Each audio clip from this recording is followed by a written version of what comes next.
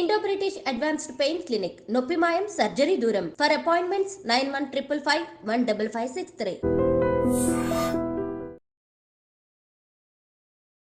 మీరు నైమ్ ఎందుకు టార్గెట్ చేశారు అది చెప్తా. అదే చెప్తా. నేను సరెండర్ అయినా నోట్రాల్లో ఉంటున్నా. మళ్ళా పటేల్ సుధాకర్ రెడ్డి నుంచి లెటర్ నాకు మీకా మళ్ళీ ఒకసారి కలవాలి అచ్చా అని లెటర్లో ఉన్నది. సరే అని చెప్పేసి పోయినా. ఎందుకు పోవాల్సి వచ్చింది నేను బయటికి, ఏం జరిగింది అని అంటే నేను చెప్పే కాడికి చెప్పిన, ఉండి ఇట్లనే ఉండు.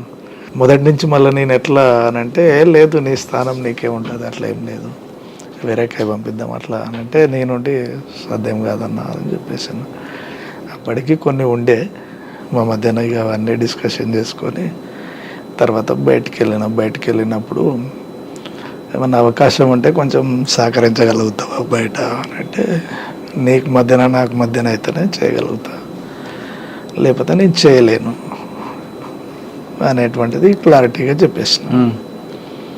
చర్చలు వచ్చినాయి అదే టైంలో. చర్చలలో ఇక పూర్తిగా ఏపీటీ పెట్టిండు, అపారావన్న ఈయన కలిసి మాట్లాడారు నాతో. ఏంటిది పలానా నయంను కొట్టాలి. అంటే చర్చల సమయంలోనే పార్టీ ఆయన మీద దృష్టి పెట్టింది.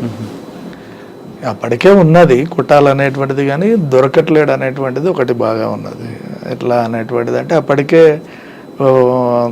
70% అయిపోయింది. ఆయన ఎక్కడెక్కడ తిరుగుతాడు, ఎవరెవరిని కలుస్తాడు అనేటువంటిది నాకు అంచనా ఉంది.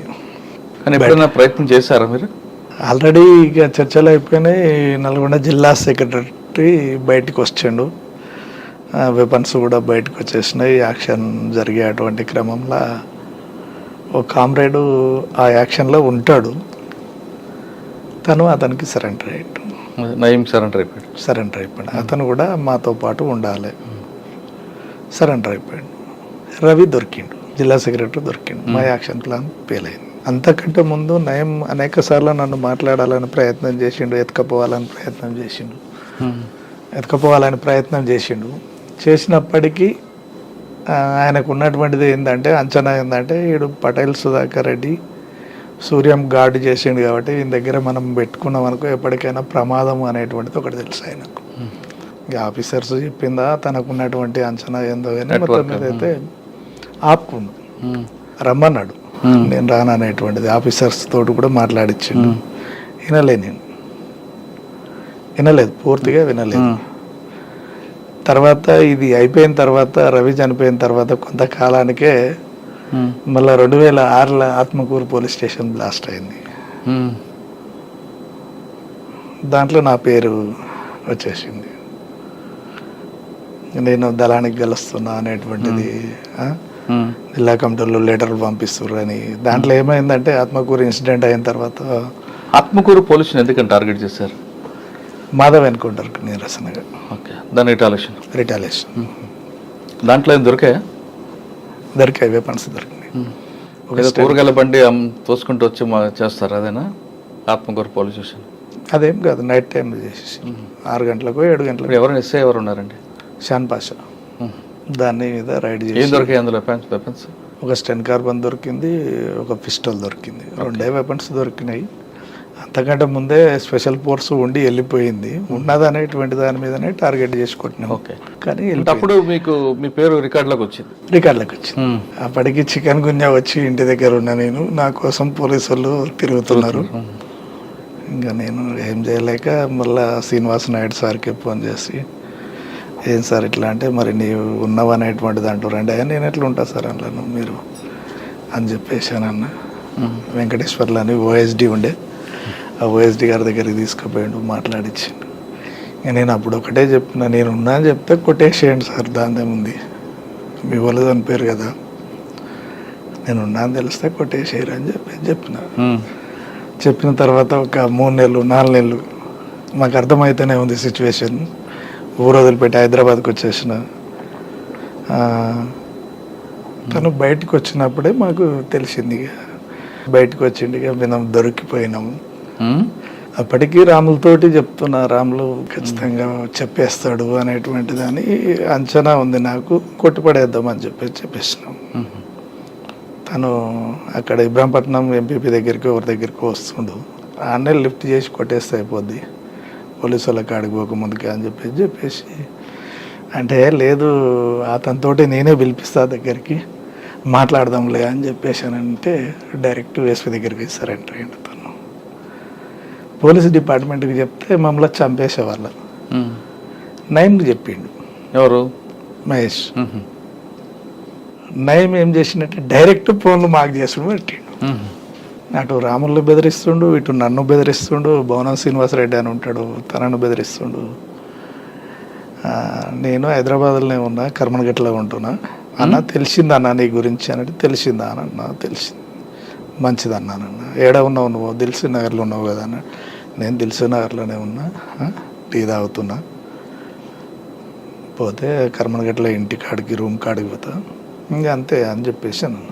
అంత ధైర్యంగా చేసి చెప్తున్నావు ఏందన్నా, నీ మనసులో పంపించుకో, పంపి అని అన్న. ఫోన్ స్విచ్ ఆఫ్ చేసేసిన. స్విచ్ ఆఫ్ చేసి చిన్న బాబు మమ్మీ సార్ చెప్పిన, ఏం లేదు జోబులో పైసలు ఉండాలి, ఎంత 3,000-2,500 ఉన్నాయి, చాలా రైట్. ఇక ఎక్కడ ఉంటే ఖచ్చితంగా పోలీసు వాళ్ళన్నా కొట్టేస్తారు, నయం గారిని కొట్టేస్తాడు. ఏది వద్దిగా బయటికి వెళ్దామని చెప్పేసి తీసుకున్న. కర్నూలు ఆడికి వచ్చిన, కర్నూలు బస్సు ఎక్కేసిన. బెంగళూరు బస్సు ఎక్కిన. కర్నూలు ఎక్కితే డౌట్ వస్తుందని చెప్పేసి బెంగళూరు బస్సు ఎక్కి కర్నూలులో నాకు తెలిసినటువంటి హోటల్, అక్కడ నాకు షెల్టర్లు ఉండే. కర్నూలు అంతా తిరిగిన కాబట్టి నేను వచ్చిన వరకల్లా పోయి డోర్ కొట్టగానే తీసిరు. ఎక్కడే ఉన్నా 2 రోజులు, 3 రోజులు, 4 రోజులు. ఇంకా తనతోటే వేరే ఒక ఏపీటీ పెట్టి పలానా ఏరియా ముచ్చమార్ కాడ మనకు పలానా ఆయన ఉంటాడు, అక్కడ ఇచ్చిరండి, లెటర్ ఇచ్చిరండి అని చెప్పేసి ఒక లెటర్ రాసిన. నేను వేరే దగ్గర ఉంటానా అని చెప్పిన. అని మళ్ళీ ఇంటికి వేరే ఫోన్ నుంచి ఫోన్ చేసి మా అన్నని కర్నూలు వరకు రండి, మీరు కర్నూలు కూడా రాకండి, కర్నూలు యువతలనే అల్లంపూర్ వరకు రండి అని చెప్పేసి అక్కడికి పిలిపించి బాబుని వాళ్ళకు ఒప్పచెప్పి మళ్ళీ కర్నూలుకి వెళ్ళిపోయినా. కర్నూలుకి వెళ్ళిపోయినాక ఒకరోజు తర్వాత మళ్ళా వేరే ఫోన్ వచ్చింది, పార్టీ కాంటాక్ట్. అది కాంటాక్ట్ కాదు.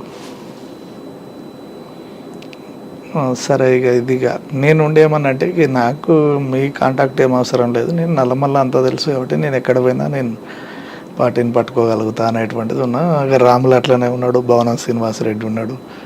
ఇక వాళ్ళు కూడా ఎటు పోలేని పరిస్థితి. రాముల భార్య ప్రెగ్నెంట్ అప్పుడు, రాములేమో తీసుకుపోతే చంపుతాడు అనేటువంటిది. తర్వాత భవనం శ్రీనాథే అటు ఇటు కలిసి మళ్ళీ పార్టీ కాంటాక్ట్ పెట్టుకొని మళ్ళీ 2 నెలల తర్వాత 2 నెలలు నయంకు దొరకకుండా ఉన్నాం. తర్వాత మళ్ళీ పార్టీలోకి వెళ్ళిపోయినా. మధ్య అడుగు కాడ ఏపీటీ. అన్న పార్టీకి 2వ సారి వెళ్ళక ముందు అక్కతో మీ పరిచయం ఎలా జరిగింది? మీ ఇద్దరికి పెళ్ళి ఎవరు చేశారు? ఈ పెళ్ళి అంటే అనుకున్నాము పార్టీలో. అక్క మీకు నల్లమల్ల పరిచయం? నల్లమల్ల పరిచయం. నల్లమల్ల పరిచయం బయటికి వచ్చినాక పెళ్లి చేసుకున్నాం. అంటే పార్టీకి చెప్పే చేస్తున్నారా? ఇద్దరు ఒకటేసారి వచ్చినాం కదా, ఇద్దరం అరెస్ట్ అయినాం అనేటువంటిది స్టేట్మెంట్. అంటే అరెస్ట్ అయ్యాక పెళ్లి చేసుకున్నారా? తను ఇక నేను పోను అనేటువంటిది ఒకటి. ఇక నాకు ఎవరు లేరు, అమ్మా నాన్న ఎవరు లేరు, పోయినా చావాల్సిందే. అక్కకి పెళ్లి చేసుకుంటా మీరు చెప్పారా, అక్క మీకు చెప్పిందా ముందు? అందరూ పోలీస్ డిపార్ట్మెంట్ భార్యాభర్తలు అనుకుంటుంది అంతే. ఇంకా తీరా నేనే ఉండే ఇట్లా కాదు అనేటువంటిది. అంటే తను ఇక ఖచ్చితంగా ఇక నేను పోలేను, నేను చచ్చిపోతా అన్నట్టు సర్లే ఇక ఉండని. ఎవరైతే ఎక్కడ పెళ్లి చేసుకున్నారు? ఇంటి దగ్గరనే చేసుకున్నాం. ఇక కలిసి ఉన్నాం అంతే. ఇంకా పెళ్ళి అనేటువంటిది ఏం లేదు, కలిసి సహజీవనం అంతే, భార్యాభర్తలు లెక్క. కానీ మీరు బయటకు వచ్చి అజ్ఞాతకు వెళ్ళిన తర్వాత నయంకి మరైపు టార్గెట్ అయ్యారు మీరు? అంటే మీ చేతిలో నయం ఎలా ఎస్కేప్ అయ్యాడు? ఎప్పుడైనా ఒక సంఘటన గుర్తుందా? అంటే ఇక మేము టీం ఫామ్ కాలేదు మాది. రవితోటే, జిల్లా సెక్రటరీ తోటే బ్రేక్ అయింది. కానీ కొంతమంది పోలీసులు మిమ్మల్ని కానీ లేదా మిమ్మల్ని పర్టికులర్గా తీసుకెళ్ళి నయంకి హ్యాండ్ ఓవర్ చేసే సంఘటన జరిగింది. నేను సెకండ్ సరెండర్ అయినప్పుడు ఎస్పీ ఆఫీస్కే ఫోన్ వచ్చింది. ఎవరో నల్గొండ విజయ్ కుమార్ సార్ ఉన్నాడు. విజయ్ కుమార్ సార్. నేను ఇంకా మీడియా ముందుకు పోలేదు, ఎవరో ఒక ఆఫీసర్ వచ్చి ఇచ్చిండు, నాకు అంత పరిచయం కూడా లేదు. ఫోన్ మీకు ఇచ్చాడు. ఫోన్ మాట్లాడానంటే మాట్లాడమనంటే నేనుండి మాట్లాడినా, అన్న బాగున్నావా అనే వచ్చినావా, ఇంకా ముక్కలు చేస్తానంటే సరే మంచిది చేసుకోండి చేయండి పర్వాలేదు అనేటువంటిది అని అన్న. తర్వాత మీకు ఎప్పుడు ఎదురుపడలేదు? ఎదురు పడలేదు నాకు. నేను ఇంకోటి ఏంటంటే అనేక సార్లు ఫోన్లు వచ్చినాయి, నేను రెస్పాండ్ ఇవ్వలేదు. మీడియాకు కూడా చెప్పలేదు, నేను మీడియాకు కూడా చెప్పలేదు, ఆఫీసర్స్ కూడా ఎక్కువ చెప్పలేదు. ఆయన బయటకు వచ్చాక ఖచ్చితంగా మిమ్మల్ని టార్గెట్ చేయాలి, చంపడం కోసం అయితే చస్తాడు అనేటువంటిది తెలుసు. చంపగలగడు, ఏం లేకున్నా నిరాయుధంగా ఉన్నా చంపుతాడు వాడు అనేటువంటిది తెలుసు. ఒకవేళ నయీం మీ మీద అటాక్ చేశాడు అనుకుంటా, అప్పట్లో మీరు ఎలాగ దాన్ని చేయగలుగుతాం, ఎలా రిమూవ్ చేయగలుగుతాం? అంటే ఆయన రాడు కదా, మిమ్మల్ని ఏదో రకంగా ట్రాప్ చేస్తాడు, తీసుకెళ్ళి ఆయన హ్యాండ్ ఓవర్ చేస్తారు. అర్థమవుతుంది కదా మనకు, మనం ఇప్పుడు మన వైపు ఎవరున్నారు, ఏం చేస్తారు అనేటువంటిది క్లారిటీగా ఒక క్లారిటీ ఉంటుంది. అంటే కొత్త పరిచయాలు ఎక్కడి అనేటువంటిది. ఇంకోటి దరిదాపు కూడా తనతోటి పరిచయాలు ఉన్నటువంటి వ్యక్తులను కూడా నేను అవాయిడ్ చేసేది. ఓకే, అంటే నయీం మీద మీకు ఆల్రెడీ ఒక అభిప్రాయం ఉంది, ఆయన బెదిరింపులు ఇవన్నీ కూడా. ఆయన ఎన్కౌంటర్ అయిన తర్వాత మీకు ఏమనిపించింది? ఎప్పటికైనా చావాల్సిన వాడే అనిపించింది. మా చేతిలో చచ్చేటోడు ఎక్కడో చచ్చింది కదా అనేటువంటిది కొంత మిగిలి ఉండే.